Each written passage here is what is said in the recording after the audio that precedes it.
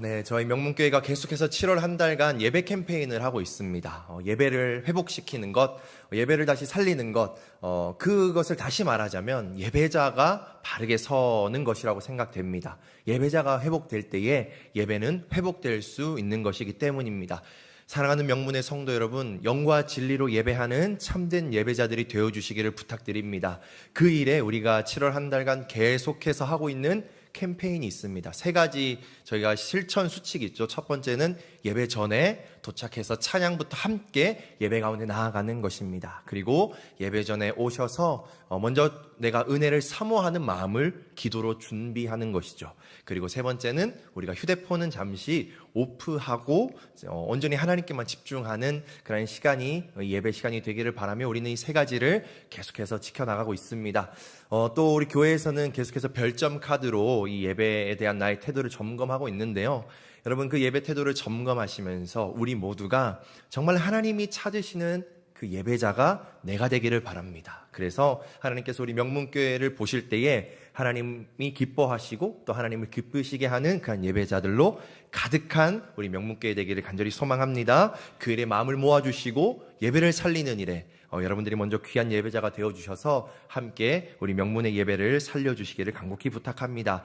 우리 계속해서 수요 예배 때는 시편의 말씀으로 은혜를 나누고 특별히 말씀을 우리 마음 가운데 저장하고 있습니다. 여러분 많이 마음속에 저장하셨습니까? 시편의 말씀들 계속해서 우리가 나누고 있는데요. 여러 가지 말씀들을 여러분들은 생각하시겠지만 혹시 당장 지난주에 있었던 말씀 혹시 기억나는 분 계십니까? 그분은 정말 성령이 충만하신 분이시겠죠? 기억나지 않는 게 당연할 겁니다. 저도 기억이 잘 안 나서요. 찾아봤습니다. 보니까 시편 121편의 말씀으로 눈을 들어 산을 보아라. 우리의 도움이 천지를 지으신 여호와께로부터 오는 것이다 라고 하며 하나님은 너를 지키시는 자를 함께 찬양했던 기억이 있습니다. 그리고 오늘은 제가 이제 2번째로 시편을 설교하는데요. 첫 번째로 했던 설교를 기억하시는 분 계시면 그분은 정말 주님이 기뻐하실 것 같습니다.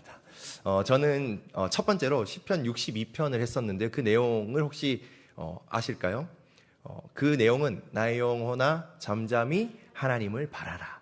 오직 그만이 나의 반석이시요 나의 구원이 되신다라고 하는 그 말씀을 함께 나누었습니다.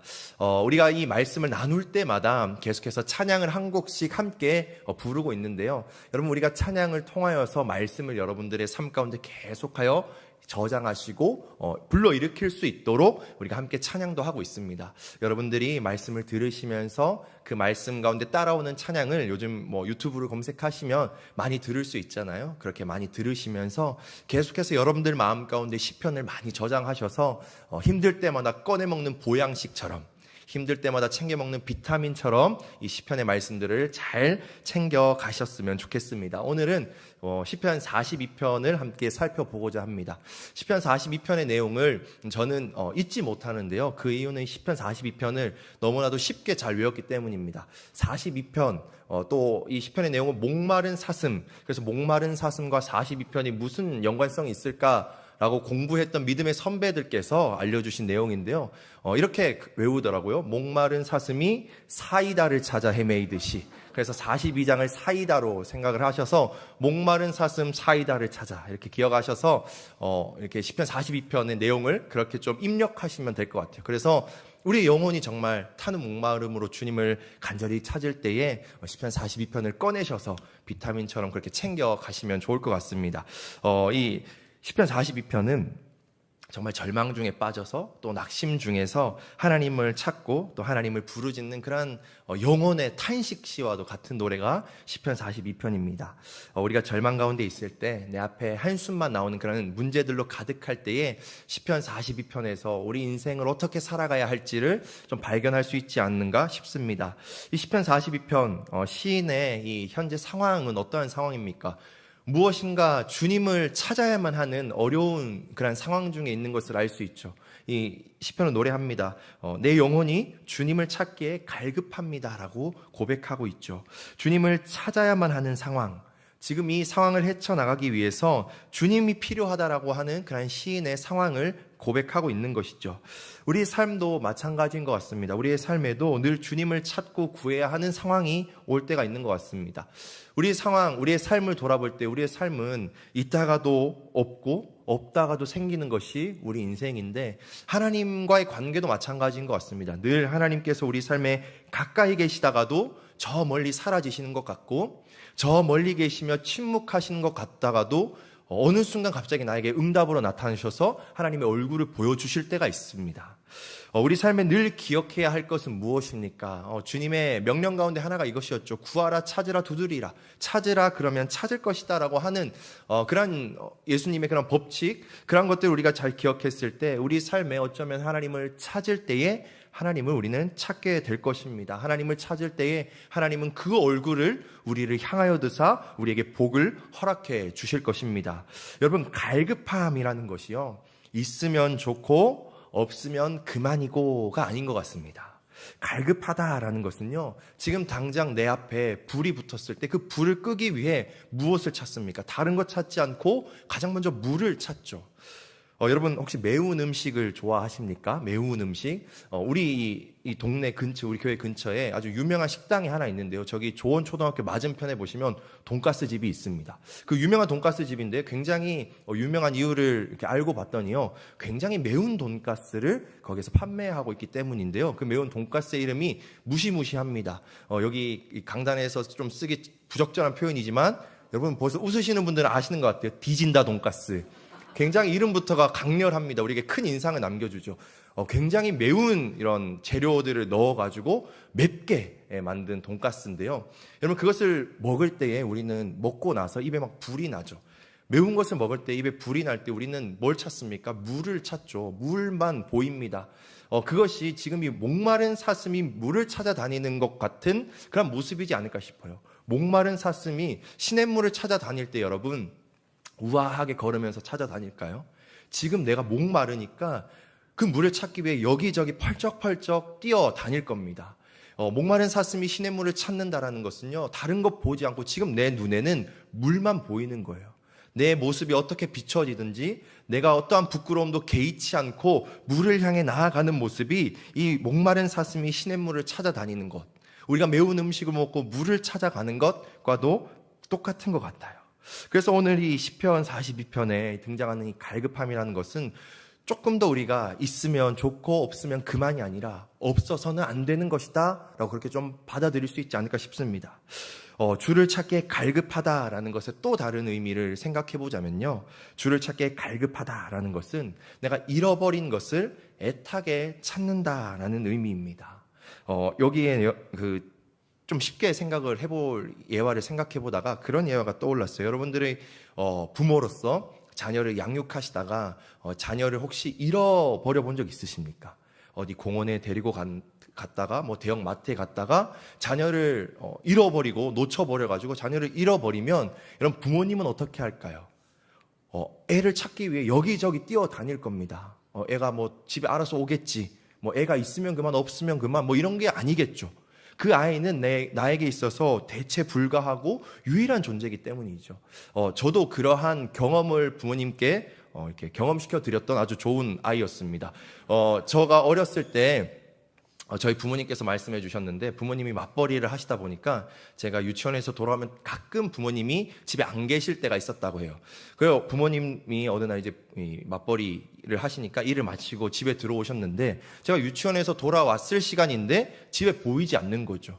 여러분, 그러면 물론 마음이 이렇게 강하신 부모님들은 뭐 돌아오겠지라고 생각하시겠지만, 그런데 부모님의 마음은 어떻습니까? 잃어버리면 당연히 찾으러 나가겠죠. 그래서 온 동네 방네를 다 뛰어다닙니다. 여기도 가보고 저기도 가보고 또 연락도 돌리겠죠. 여기저기 샅샅이 뒤지는 것, 그것이 지금 갈급하게 내 아이를 찾는 부모의 심정이겠죠. 부모님이 그렇게 이제 여기저기 막 뛰어다니면서 찾아보다가 이제 그때는 뭐 핸드폰이 있고 그런 시절이 아니니까 집에 가서 빨리 실종 신고를 해야 되겠다라고 이제 마음을 먹고 집으로 빨리 오셨다고 해요. 그래, 집에 와서 실종 신고를 하기 전에 머리를 스치는 기억이 하나 있었다고요. 제가 그때 어렸을 때 옷장에 들어가서 종종 잤다고 하더라고요.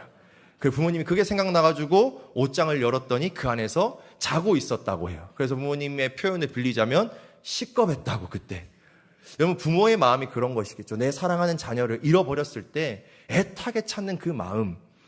그 마음이 바로 목마른 사슴이 시냇물을 찾아다니는 그 모습, 내 영혼이 주님을 찾는 그 모습, 바로 갈급함에 담겨있는 그 의미가 바로 애타는 그런 마음이 담겨 있는 거죠. 그래서 이제 이 갈급함이라는 것은요, 내 삶에 없어서는 안 되는 것, 대체 불가한 것, 유일한 것을 쫓아가고 찾는 것이 오늘 이 시인이 사용하고 있는 갈급함에 담겨 있는 의미입니다. 여러분, 그래서 갈급하다라는 것은요, 있으면 좋고 없으면 그만이고가 아닙니다. 없으면 안 돼. 나에게 없으면 안 돼. 대체 불가야. 라는 그 마음이 드는 것이 지금 이 갈급함의 의미라는 거죠. 그래서 목마른 사슴이 시냇물을 찾아 헤매이듯이 라고 하는 이 내용을 그냥 이 사슴이 우아하게 걸어 다니는 것은 결코 아니라는 거죠. 여러분, 지금 시인의 모습이 바로 그런 겁니다. 지금 내가 너무나도 힘든 상황 속에서, 어려운 상황 속에서 무엇을 찾고 있습니까? 하나님을 찾기 위해 여기저기 열심히 뛰어다니는 모습을 시인은 보여주고 있는 거죠. 지금 당장 내가 살기 위해 하나님이 필요합니다. 지금 내가 죽겠습니다. 하나님 어디 계십니까? 제발 나타나 주세요. 여러분, 그런데 시인이 그렇게 찾고 하나님을 부르짖으며 갈급해 할 수 있는 이유가 무엇일까요? 그분은 바로 살아계신 분이시기 때문입니다. 여러분, 내 자녀가 이 땅 가운데서 죽었다면 더 찾지 않겠죠. 살아있으니까 여기저기 찾으러 다니겠죠. 그래서 오늘 시인도 2절에서 그렇게 고백합니다. 2절을 보시면 내 영혼이 하나님 곧 살아계시는 하나님을 갈망한다라고 고백합니다. 오늘도 생생하게 살아계셔서 우리의 목마름을 채워주시고 우리의 필요를 채워주시며 우리를 살게 하시는 분은 살아계신 하나님이십니다. 사랑하는 여러분, 오늘도 우리가 하나님을 찾아야만 하는 이유는 하나님은 오늘도 살아계시기 때문입니다. 여러분, 우리의 삶에서 많은 어려움들이 계속하여 생겨납니다. 삶의 문제가 여전히 우리의 삶에 머무르고 있죠. 가정의 문제, 또 우리 자녀의 문제, 우리 배우자의 문제가 끊이지 않고 계속하여 우리 삶에 일어납니다. 삶의 문제는 어제고 오늘이고 변하지 않고 계속하여 우리의 숨통을 조여오죠. 여러분, 그런데 그런 힘든 세상살이 속에서 이 신앙을 고백하며 하나님을 섬기며 살아가는 우리들에게 또 한 가지 힘든 점이 있다면 우리 영혼이 메말라가고 있을 때 우린 더욱더 힘들어지는 것 같습니다. 내 영혼이 더 이상 하나님의 사랑만으로 충분하지 않을 때, 더 이상 하나님의 은혜에 감사의 반응이 나오지 않고 하나님께 내 삶이 무감각해져 갈 때, 내 영혼이 무감각해져 가는 것을 보며 우리는 더욱더 깊은 고난과 절망에 빠지게 되는 것 같습니다. 그러나 여러분, 우리 신앙생활이 정말 즐겁다라고 이야기할 때가 언제입니까? 내 영혼이 늘 깨어서 늘 하나님이 내 곁에 계시는 것 같고 어떠한 어려움이 찾아오더라도 이겨낼 힘이 나에게 있는 것, 넉넉함이 있는 것, 은혜가 내 삶에 머무르고 있고 하나님께서 나를 사랑하신다는 그 사실이 계속하여 내 삶에 와닿고 있는 것, 그때에 우리는 신앙생활이 참 즐겁다라고 이야기합니다. 여러분, 우리에게 그러한 영적인 그런 기쁨과 행복의 시간이 있기를 소망합니다. 우리 영혼이 다시 한 번 더 깨어서 하나님의 그러한 은혜에 깊게 반응할 수 있는 저와 여러분이 되기를 바랍니다. 이 세상을 살아갈 때에 우리 가운데 가장 힘든 것은 바로 우리 영혼이 낙담하며 침체 가운데 들어갈 때입니다. 그런데 그럴 수밖에 없는 게요, 이 세상살이는 어떠합니까? 3절의 고백이 바로 우리 세상살이의 모습인 것 같습니다. 사람들이 종일 내게 하는 말이 내 하나님이 어디 있느냐라고 우리를 조롱하죠. 그리고 내 반응은 어떻습니까? 내 눈물이 주야로 내 음식이 되었다라고 합니다. 내 눈물로 내 배가 계속하여 채워질 정도로 눈물밖에 쏟아지지 않는, 한탄밖에 나오지 않는 삶이 바로 우리의 삶이라는 것이죠. 여러분, 세상은 믿음의 길을 걷는 우리를 조롱하고요, 얕잡아 봅니다. 그러나 그러한 상황 속에서 우리는 아무것도 할 수 없죠. 왜요? 주님께서 사랑하라고 명령하셨기에, 섬기라고 명령하셨기에 우리는 사랑이라는 그 주님의 명령으로 인해서 희생을 감수해야 할 때가 너무나도 많습니다. 이 세상과는 다른 질서를 살아가는 자들이 바로 하나님의 백성들이기에 우리는 이 세상을 살아가며 믿음 때문에 고난이 있고 믿음 때문에 희생이 있는 것은 어쩌면 신앙인으로서 하나님의 백성으로서 당연한 그러한 운명일지도 모르죠. 여러분, 우리의 삶 가운데에 하나님의 말씀이 우리를 이끄시고 하나님이 우리를 통치하시고 하나님의 말씀이 계속하여 성취되는 삶을 우리는 살아간다라고 믿고 있습니다. 여러분, 그러나 그것이 우리 삶에 어려움이 전혀 없다라는 것은 아니겠죠.